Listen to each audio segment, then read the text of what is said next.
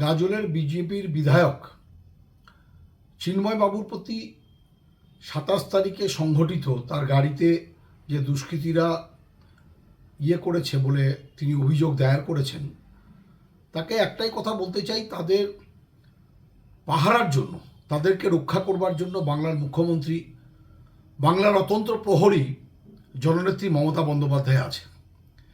গণতান্ত্রিক পরিবেশকে রক্ষা করে এই বাংলাকে ভারতবর্ষের রাজনৈতিক মানচিত্রে সবচেয়ে উঁচু জায়গায় স্থান দিয়েছেন আমাদের জননেত্রী। কাজে আপনারা নিশ্চিন্তে থাকুন।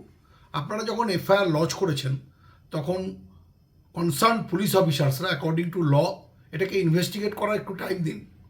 আপনার বাড়িতে ঘটনাটা ঘটেছে বলছেন 27 তারিখে, আর আপনি অভিযোগ দায়ের করছেন 1 তারিখে। তো অভিযোগ দায়ের করতে যদি দুদিন টাইম নিয়ে নেন, তো পুলিশকে তো একটু টাইম দেবেন।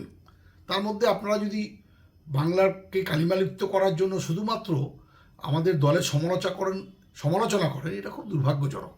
আরেকটি কথা বলতে পারি, আপনাদের মধ্যে যে ফ্র্যাকশনসগুলো আছে, এখন কারা দুষ্কৃতী পুলিশ মানে অবশ্যই ইনভেস্টিগেট করবে, কিন্তু আমরা মালদার ক্ষেত্রে লক্ষ্য করে দেখছি বিজেপিকে ক্ষতি করতে চাইছে বিজেপির মধ্যে এত ফ্র্যাকশনস, বুথে কর্মী নেই কিন্তু নেতাদের মধ্যে এত বিভাজন।